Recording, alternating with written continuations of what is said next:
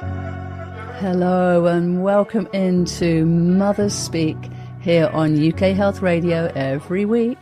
I'm Clara Apollo, your host this week, alongside our brilliant breathwork mama, Kathy Bell. Now, Mothers Speak is an unapologetic deep dive and occasional stumbling journey into the mother energy, from mothering children to businesses and the wisdom of Mother Earth herself. This is a show where mothers meet to speak about things that matter on topics across the board, from birthing babies, books and new projects, to parenting children, animals and oneself, plus all the conundrums of identifying as being a woman in this day and age. We are a community called together to co-author the book Wake Up Mother, which you can find out more about on our website wakeupmother.com. But here on the radio show and podcast, we're a collective circle of 4 creatrixes, mothers at varying stages of parenthood and project development. And last week you heard from Sarah Lloyd and Zoe Foster talking about women's cycles and seasons in the workplace and in the family, and how sisterhood circles are helping to heal the mother wound.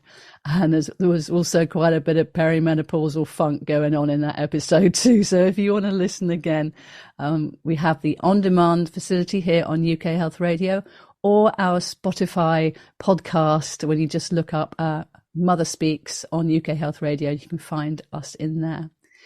But on this episode, we have another one of our contributors here to the Wake Up Mother book, and her name is Debra Kilby, and she is a spirit baby medium. So this is going to be already, I can feel the poignancy of this connection going on right here and now. So welcome in, Kathy and Debra. Let's see how this one flows. Hello and welcome. Welcome, Debra. Hi there. Thank you. So gorgeous to be with you. It is indeed. And we all met up last week online on Thursday. That was the 2nd of February, which is the official launch day of our book, Wake Up Mother. And I don't know about you, but something went on in that call that felt really, don't even have the words for it. Just wondering how you felt about that. Oh, goodness. Wow. For me, it was the first time that I'd been with you all in that group, and it was so beautiful to see, because I've read all of your chapters and all of your beautiful words, and it was like, oh, I'm with you all. Oh my gosh, it was almost that kind of like childlike awe in a way, like, oh, look at all these women. I've been reading their words, and they're just so special. But there was something. I felt that too, and after I came off the call, I was really quite tired, in a good way tired, but that something was going on behind the scenes energetically as we were all coming together in that way and sharing where we were, sharing how we felt about the book, just expressing ourselves. And it's that rawness, isn't it, that you're able to be vulnerable and held and seen. It was really, really magical, and I really felt, like you say, it's hard to put into words, but there was like a vortex energy going on there that was lifting us all and lifting something. Something was, I just felt this rising up into the, like you say, hard to put into words. Useful energy. Yeah, I can echo that. It was really, echoing that. It was really beautiful, a space to be seen. Actually, for me, I don't normally, I haven't spoken much on any of the Wake Up Mother calls. I know here I am on Mother Speaks radio show, but in terms of the group calls, I've definitely been, a little bit on the side, but I felt so strongly to speak in that call and really bring through a transmission to honor Sarah and the space and the journey that we've been on and the book has been on. And yeah, it's interesting that you say that, Debra, because I noted I was towards the mid to the end of the call, started to get a little bum twitchy in my seat, and I don't know if any of you noticed, but I got up and I'd got a bunch of roses, and I got a little bit fidgety, and I just saw my roses on the I'd bought from the supermarket, and they were plonked in the vase. I hadn't cut them, I hadn't cut them and put them into vases yet. And so I started doing that. And, part of me was like, oh, I'm being a little bit rude here. But I think it was just the power of the energy I needed to be moving. I felt I couldn't sit in my chair. I was kind of, having a real moment where everything felt overwhelming, and I had to get up and do and, channel that energy into creating beauty. So that's what I did. But yeah, it was a very powerful moment, and the healing, the heart opening has carried on for me throughout the weekend. And I've shared I've been part of a beautiful practice this morning, which has left me a little bit contemplative and inwards. So it's a real powerful, energetic time, I feel. You're so right. So I was feeling that after that call. In the call, it was lovely to meet you for the first time, Debra, as well. Like, there she is. There's the woman that wrote all those beautiful words from Mother Mary that comes in to sort of really round off at the end of the book. And it was just like stunning energy.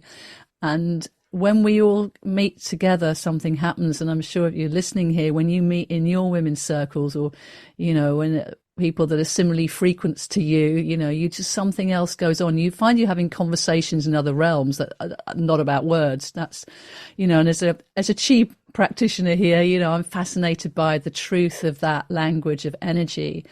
And so, like yourselves, there was something that was going on that day, there was a movement occurring. We often talk about the Wake Up Mother Collective as being a movement. So I'm not surprised you were wanting to move as well, Kathy, and that, there are no rules in those sort of arenas anyway. If we want to get up and move or rock around or sing or whatever, and obviously maybe have your microphone off sometimes, but, you've got that choice of being in that, I was going to say, crucible of women's healing energy, where you all have a space to speak into. And, I don't prep anything, probably be like you, we're in that for the conversation, which is a bit like this radio show, if I'm honest. We've got a theme, and we've got a beautiful guest. We've got the lovely Kathy here as well. And we're going to hopefully be able to show you these and have some videos coming up on our Substack channel, but more about that as we carry on through. But we were also tuning into the energy of the Imbolc, which is this quickening of spring, this gentle excitement that, winter is nearly done. Although having said that, it's still really frosty here in the UK, but, the snowdrops are coming through. Our ideas are really, birthing. And we talked about birthing the last couple of episodes. And now we're going to, like, that respect of that birthing process through us. I think it's something that happens continually through each and every day that we are in. A new day is a new birth, a new breath is a new birth of a moment. And I think it's nice to recognize that it's not necessarily always something big and needs to have going on. It's the little things that we notice, that new birth, that exquisiteness of being. Oh, who wants to speak into that for a bit? Oh, I had the most gorgeous energy around Imbolc, and I'm very connected to Goddess Bridget, as well as one of, as someone I call on a lot who's around, and actually she shared with me this most beautiful message. And she's often depicted with her fire, isn't she? And she's holding her fire in her hands, and what she was saying was, that is not the way. Like, that's the way of separation. It's this, as if the fire was bestowed upon me and then I bestow it upon others. And what she said is, I hold this fire in my heart, in my womb, in my loins. I am the fire, and as are you. And to look at where that separation is, and none of us are being bestowed with anything. You are already the gift. That's what she said. You are the gift already, and you are becoming who you already are. Yes. So we're just, we're birthing more of who we are each and every day. And this, she said, this year is a real opportunity for us all to recognize that becoming, that we're not bestowing or being bestowed upon because we're being a good girl, or we've done this, we've done that. No, we already are it, and to recognize that fire within ourselves. It was really beautiful. Yeah, totally with you on that. And of course, that led into the fiery Leo moon as well, that's been beaming down on my crystals. A beautiful array that I had out there. But also, I loved I did this thing with the moon. Have you ever done this? So I've never done this before. I've stared at the full moon before. And it's been marvelous. And I felt it washing me and clearing me and receiving the light of the moon. But last night, I stared at it. I did that thing going, I'm going to do an experiment.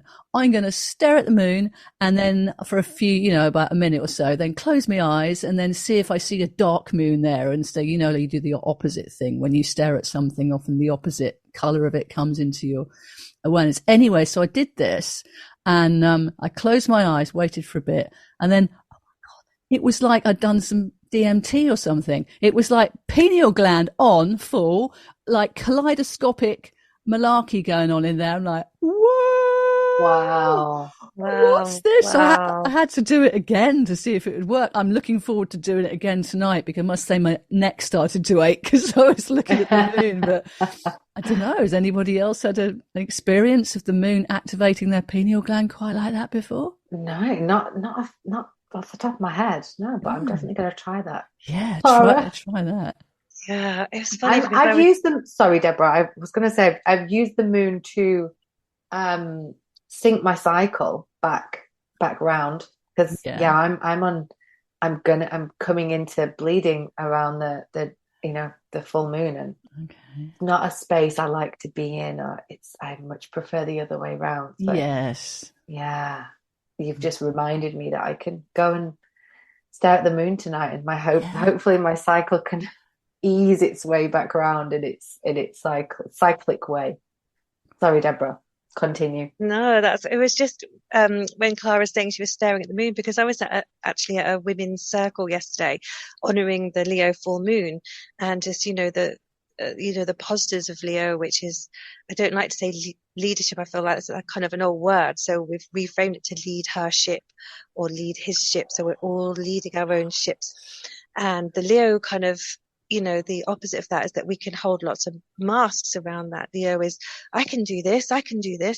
And, we can have those masks of always looking like we're in charge and we're doing things, but actually, underneath that, we might not be feeling that. So the mask of that. So we were looking very much around that yesterday, in this beautiful circle. And when we came out the circle, of course it was dark and the moon was shining, and me and my friend were like, look at the moon. And we just stood in silence in the middle of London. It was a Sunday, so it's not that busy, but it's like,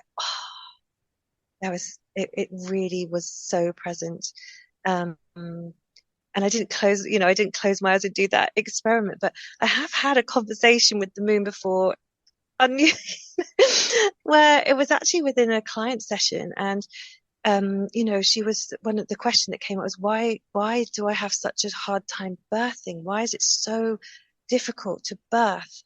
And actually we were taken, off into wherever we go, but it was the moon that came in, and the moon said, I'm not dangerous. And I was like, why is the moon saying I'm not dangerous? What's this got to do with? And the cycles of the moon. And so the moon was showing us that there's this kind of collective belief somewhere in the psyche. We may not believe it or not believe it, but it's there in the psyche. I'm not dangerous. My cycles aren't dangerous. Women aren't dangerous. I'm not dangerous. And so it wasn't that she was in danger giving birth, but the moon was showing her where this old belief was, almost, if that makes sense, where women have been classed dangerous for being able to birth. So that was a really beautiful moment with the moon. Wow. That's so powerful. Thank you for sharing that story. Yeah, really powerful. I often think about, the full moon has been given quite a bad rap. It's like, when things go a bit awry, it's because the moon was full. I'm howling at the moon. But there's such magic within that space of the full moon, depending where you are, depending where you're at, depending what you need. But yeah, that wisdom of connecting with that cosmic body of the moon, which is so connected to the feminine and the yin. It's the lighting of the yin, I feel. And It's funny when you were speaking about the Leo full moon. I'm a Leo. I'm thinking lead her ship, and yeah, I have indeed hid behind. Oh, I've got all these amazing projects going on in the back room. I'm like, how am I going to do all of this? I just go. Why have I said yes again? You know, all of that. So I think you're right. There's always a flip side, and there's the dark side of the moon as well. And no, we're not going to go into a Pink Floyd track now. We could have done. We could.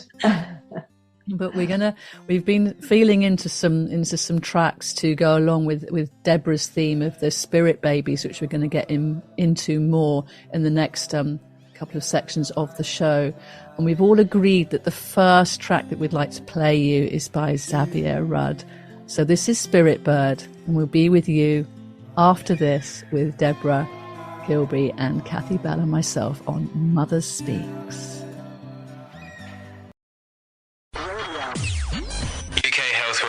The station that makes you feel good.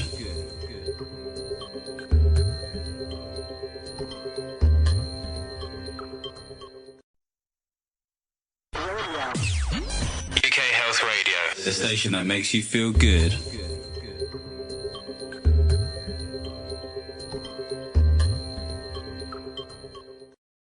So welcome back into Mother Speaks here on UK Health Radio with me, Clara Apollo, my co-host, Kathy Bell, and our special guest, Debra Kilby. And Debra has already been speaking to us about what happens when you tune in with, I was going to say like off-word language. You see, we don't even know what words are going to come out of our mouths, if any, but there's a real feeling here. So I'm going to just read to you Debra's bio because she's really interesting. She's a spirit baby medium. She's a channel and a healer and a soul plan reader and spiritual guide.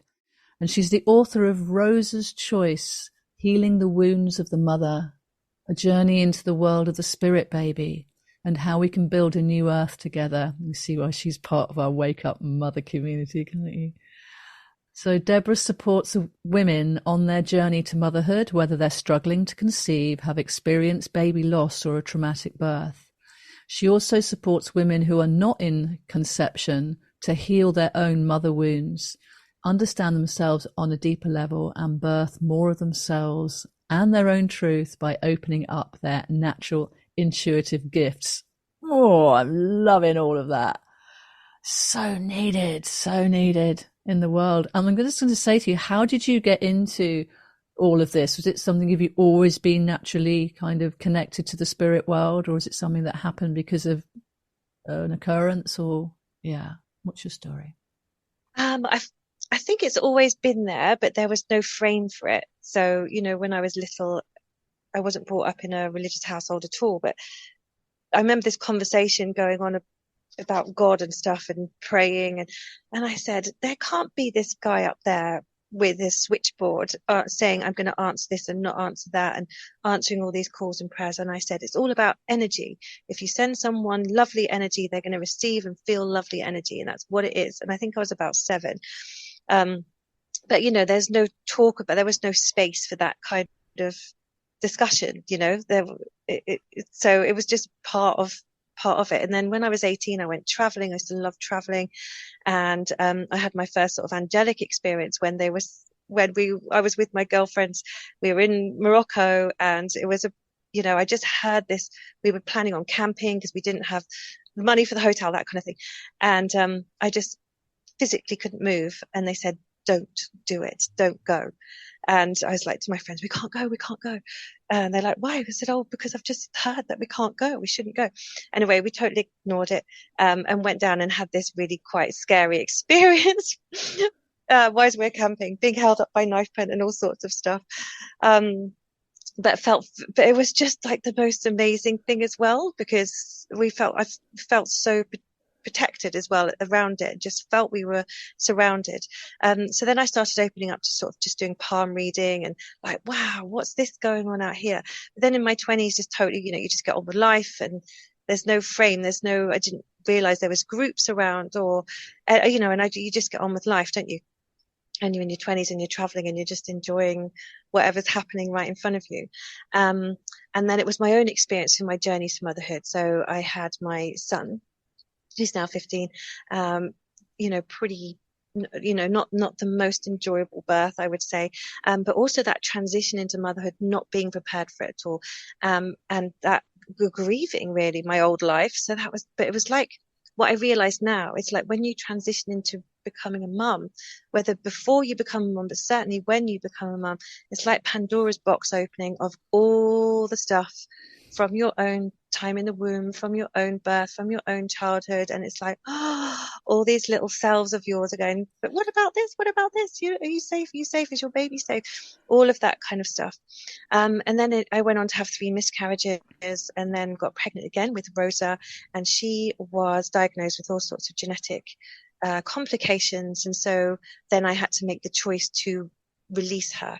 And that was my moment of, what the actual is going on.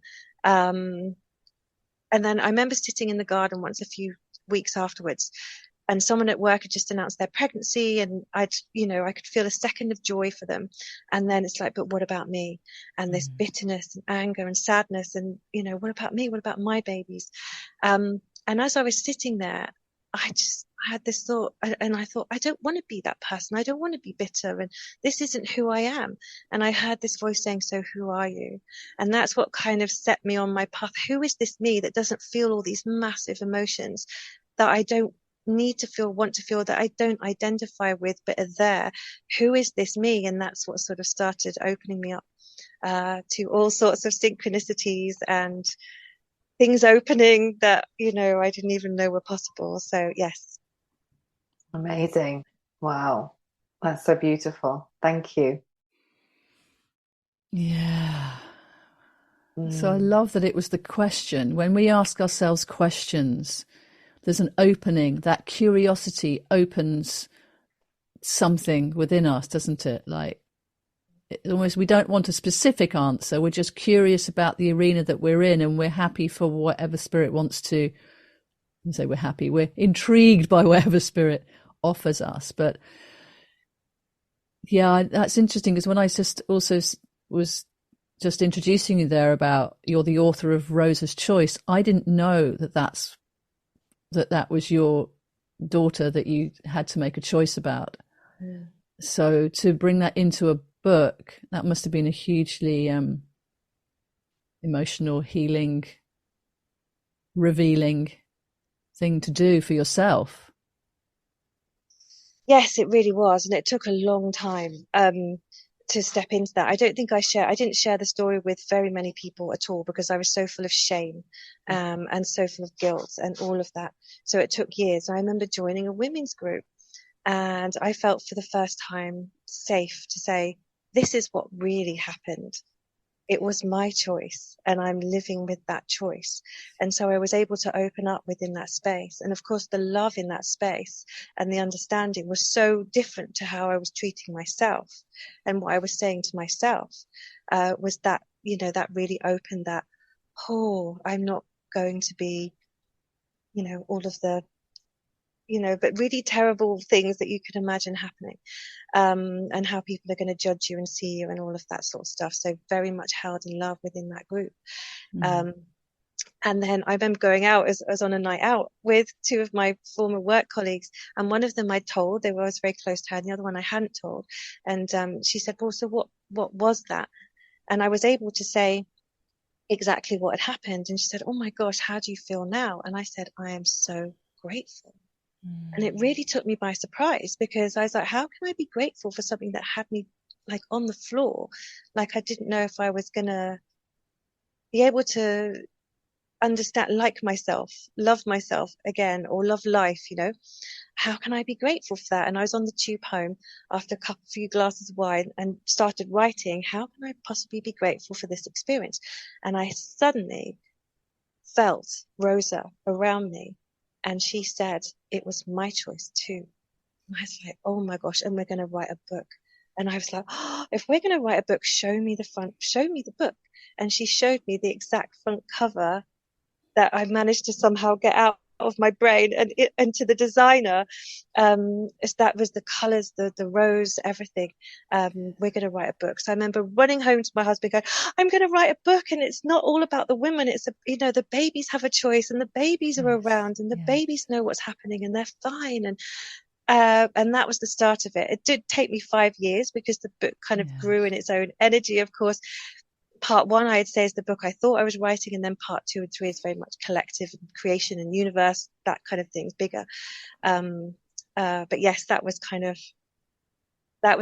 Rosa, and it was incredible. Thank you for sharing that. And I think if you're listening here, if you've had any experiences that are similar, then just honoring that and that gratitude for the connection that you can have with your spirit babies. And this is actually reminding me of what happened when I found myself pregnant again. I'd already had my son, who's now 33. We all know that. He wasn't at the time.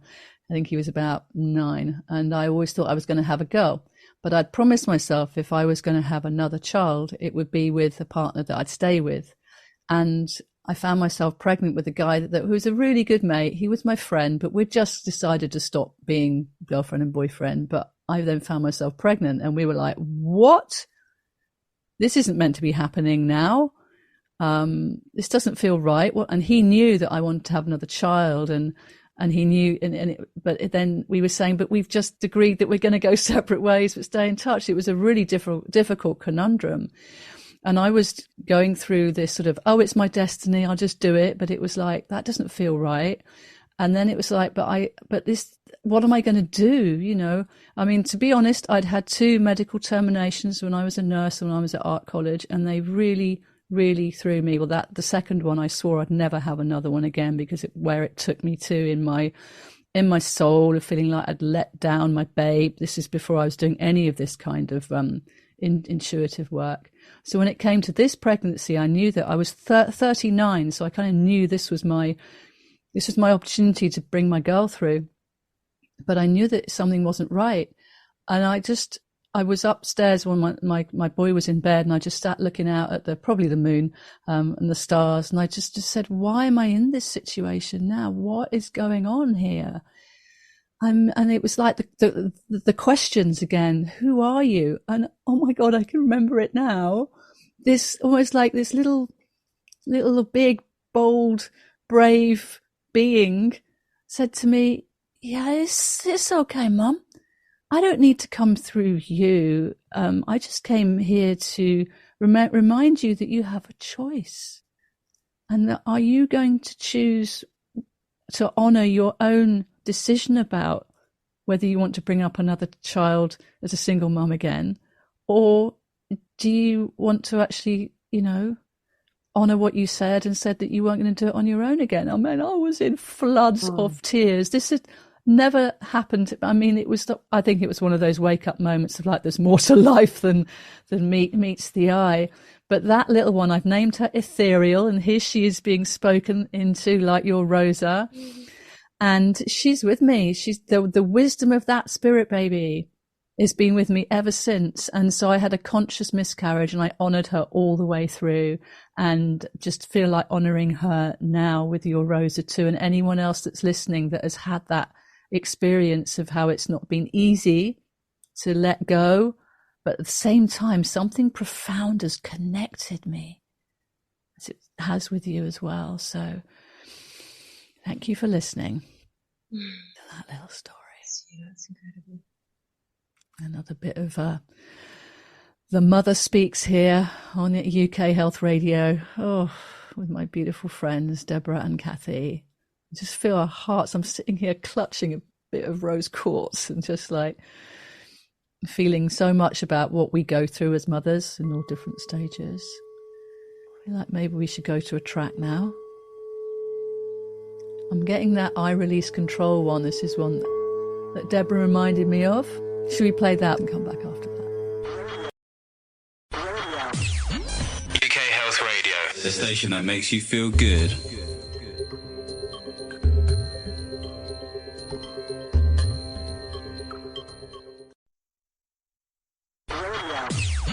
UK Health Radio, the station that makes you feel good.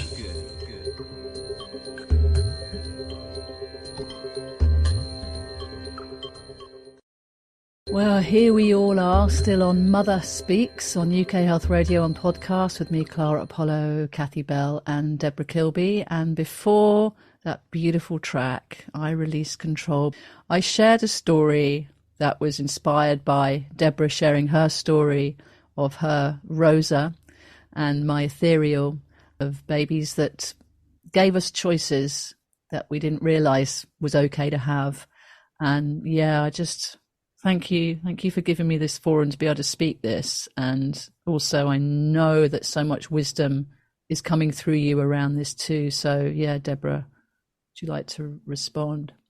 Is that choice? And it was very clear from Rosa that it was my choice.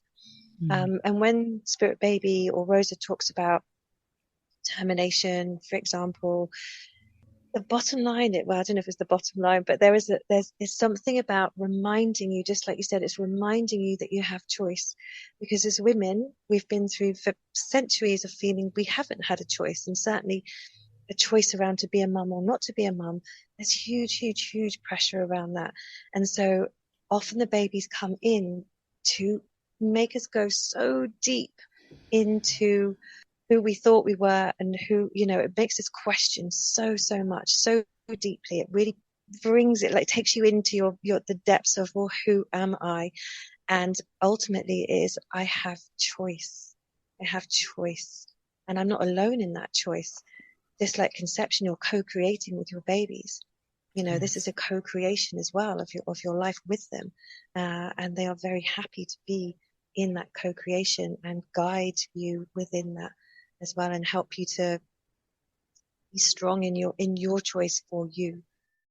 Yeah, thank you. I also love in that track, it was that line about of how the love will heal you, and there was that connection. It was so true. It was like her love for me felt so deeply wise and knowing that it inspired my love for her, and an honouring of myself too, and around this choice piece. And I think the whole pro-choice and termination question is an interesting one, and we all, a lot of people have different views to us. So if you do, we understand that it's freedom of choice there as well. But what you're saying here and what we've experienced is this co-creation, and to get into conversation with the Spirit Baby, that just feels how it should be, really. I mean, I don't know about you, Kathy, but when you conceived your youngster, were you having conversations with her? Is that something that happened for you? No, I was pretty unconscious at that time. Yeah. This was before any awakening, and it's in my my chapter in Wake Up Mother. I do talk about how the birth of my daughter was probably my greatest awakening moment. And yeah, I'm sitting here as someone who has never had a miscarriage, and so it's so moving to hear both of your stories. But yeah, I mean, I'm grieving. I can feel the emotion in me, because I'm grieving. I'm not grieving never having a miscarriage. I'm not. That's not what I'm saying. I'm grieving not having more experience of pregnancy and having more experience with that realm, because it's something that I'm really, really close to and passionate about.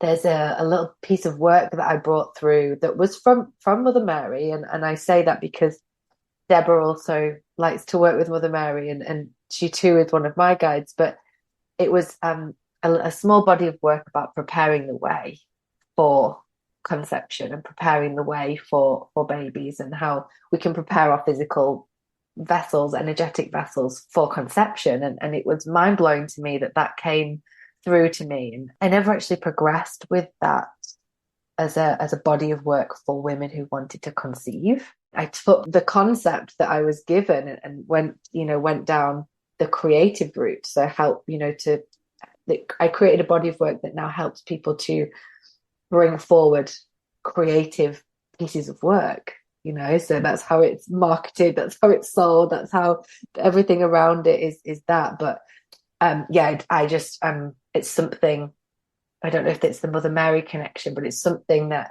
is so part of me, that it just brings so much emotion through, and this kind of almost raw,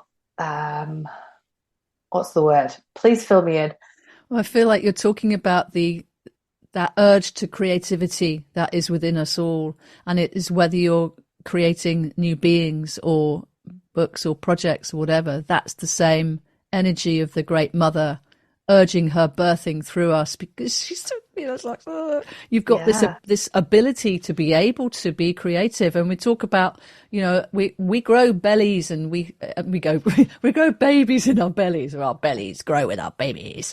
But also that this is the place to center yourself in, isn't it? It's your sacral chakra and your dantian. Oh God, I wish I'd known so much more about that when I had my little in my belly. My little, and he's big now, taller than me. But it's that sacred zone when we reclaim our bellies and our creative abilities. We reclaim the power of the feminine in us, and so I've got a thing. I want to get some t-shirts with "Reclaim Your Belly" written on them, because I think it's time.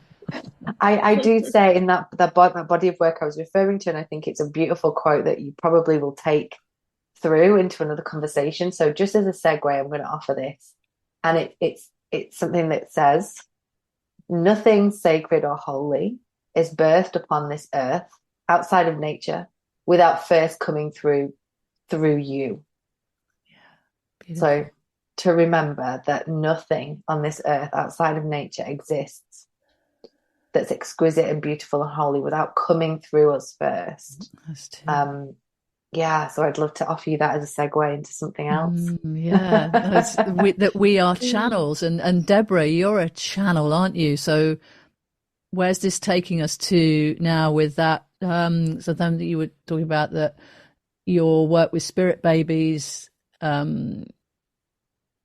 I'm just reading from Debra's bio here. Got to be honest. Debra works alongside spirit babies to offer their perspective on situations for individuals and the collective as part of creating the new earth. Okay. Yeah. So how do you find channeling that? Like, oh my gosh. That's why I think it's why it took so long to write it, because I was like, what? Who am I to just, a lot of it I wasn't ready to understand myself, if you know what I mean. The messages are so deep and huge. I was like, I don't know if I can get my head around it. Who am I to then write it and put it into a book? But just on that creation stuff, like Divine Mother says to me, everything is already created. It's already there. And our role here is to birth, is to birth our creations into the world. So, so we're kind of becoming our creations, if you like. It's already there. Yeah. So we're here to birth them. But the new earth, it came through very strongly because the souls that are here, the souls that are arriving, the women who are birthing these souls, they're of a very, very different vibration. And I don't know really how to put that into words. But we're doing an awful lot of work here as women to heal the ancestral line, for example, to heal the wounds of the mother. And it's not the blame of the mother, it's the systems, the way that life has gone. The patriarchy, if you like, probably bigger than that, where that wound has then been passed on and on and on, so that we feel we can't be ourselves, that we feel that we're suppressed, So we're moving all of this old stories out of the way from our ancestral lines, past lives. We're pretty amazing. We're doing a lot of stuff in this present moment, which is the all-encompassing moment. That the babies, they're like, nah, I don't need to carry that. I don't need to take that on. I'm coming in joy. I'm coming in with new ways of thinking, new ways of being. I'm not coming in as we did to kind of work through all the drug, all the stuff. They're just like, I want to come in and be with the earth. I want to come in and be with you. It's really different. And they're, I think as Rosa said, imagine a world. Oh, I wish I'd had my book beside me. Imagine a world where all the children are free to be them, and not at the behest of their parents because of all the programs we're in. And it goes on, but it's like, imagine a world. So there's this world where we're seeing the world and being in the world very differently. And I think that does start at conception, if we change the way we think about conception and conceive, and certainly the way that we think about birth and birth our babies, the whole world will change, because there won't be the trauma. You know, they've got no interest in carrying the trauma. Some will, of course, because they've got their own soul lessons as well and their own soul choices. But this is kind of why women can feel they're not good enough if they're struggling to conceive, or if their baby hasn't arrived, and you know, it's what's wrong with me. That, you know, there can be this real blame. And what baby says is like, no, I see you and I see your potential. And I want you to see you as I see you, which is love, which is more than what you see in yourself right now. So all of this journey and waiting or loss is all part of you being able to see yourself as they see you. Chills. Really beautiful. And so epically powerful. That's all I have to say. Yeah, exactly. And I was going to ask you, Debra, so if people are struggling to conceive, do you encourage them to talk with their spirit babies to enable them to come through? How do you go about that? How does that work?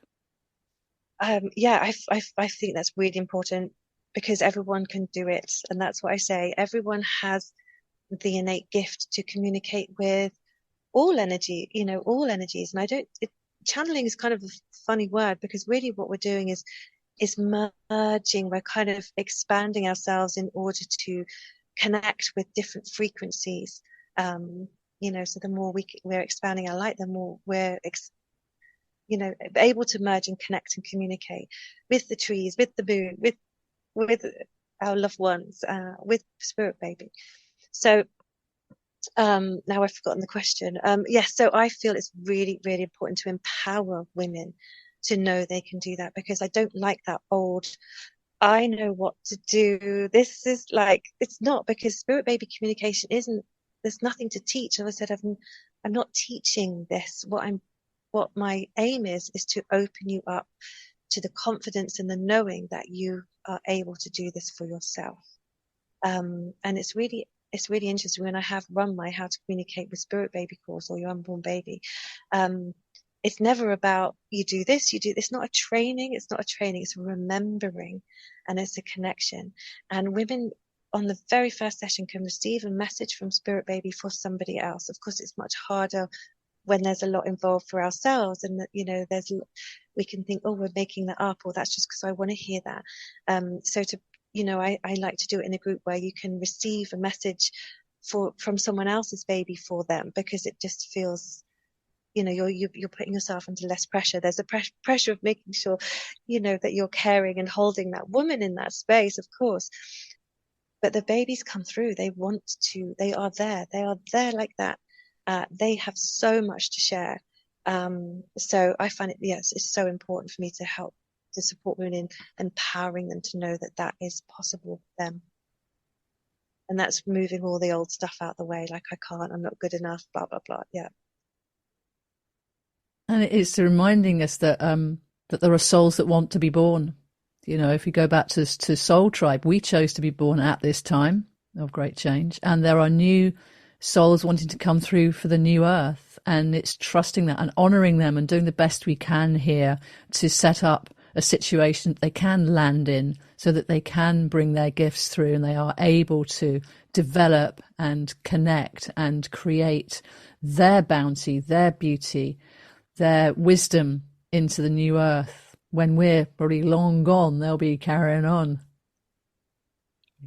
It's amazing. I've got so much to say around that. I don't know where to start. But a lot of women, you know, if they've been waiting a while to conceive, they might say, well, am I forcing them to come in, especially if they're going through an assisted conception journey? Am I forcing this? And they, you know, am I forcing it to happen? And like, you're not asking them to do anything they don't want to do. That's not possible. You do not have that power over somebody else's choice. You know, you're working with them, you're in that co-creation with them. And they show me the women as like columns of light. It doesn't matter what's going on in the world around. but you are that column of light. And when we were taken up in that column once, this beautiful woman's column of light, we could look out over the view and see all these other columns of light. And that's what they're looking for. So keeping your column of light as clear as we can. And eventually all those columns of light join up. And, the world is very different then. But they kind of show me this runway as well. It's like coming into land. So you don't want to land a plane where there's lots of debris. And not that we can, we have to clear all of that debris out of the way, but it's usually, because that's a lifelong journey in itself. But just to be in your column of light, notice where those fears are, where those thoughts that you're not good enough and you're being punished and all of those things that can come up. It's not that at all. You are being asked and encouraged and held to really lift yourself into who you already are. Yes. Yeah, beautiful. So gorgeous. Thank you so much. Oh, definitely. I'll tell you what we're going to do. We're going to come to the end of our radio show podcast, but then we're going to keep the mics on and we're going to record a little bit extra for you listening on Substack, because yes, we do have a Substack channel. It's called wakeupmother.substack.com. You can hop over there. Our other creatrix in Mother Speak, Zoe Foster, is helping that one to birth. But yeah, just as we come into wrapping up the UK Health Radio section of this discussion, Debra, how can people find out more about you? Where can they go? So I have a website, debrakilby.com. I'm also on Instagram under Debra Kilby Healing and Channeling, I think it is, and also on Facebook. And I really, really love connecting with women. I offer free clarity calls because I just think just to share, just to see where you're at, hold you in that space. And if I am the right person to support you, then we go forward. And if not, it's a joy to just connect with you, remind you, you are so much more than you know and feel right now. For sure. That is Debra, spelled Debra, Kilby, KILBY.com. Thank you so much for being here as part of Mother Speaks. And thank you, Debra. And Kathy, have you got anything you'd like to add just as we come to the end of the show? No, we can end there. Thank you. Save the juicy stuff for Substack. Yeah, and if you've enjoyed listening to this, please do tell your friends, and know that you can listen on demand here on UK Health Radio or on the podcast via we tend to pick it up on Spotify, but it's on all podcast platforms. And to know that also the book is live. She is out there. Wake Up Mother. We've been having some fun with watching her go to the top of the best-selling charts and all of that, whatever that all means. But yeah, so you can go and find out more about wakeupmother.com on wakeupmother.com. Did I just repeat myself there? I did.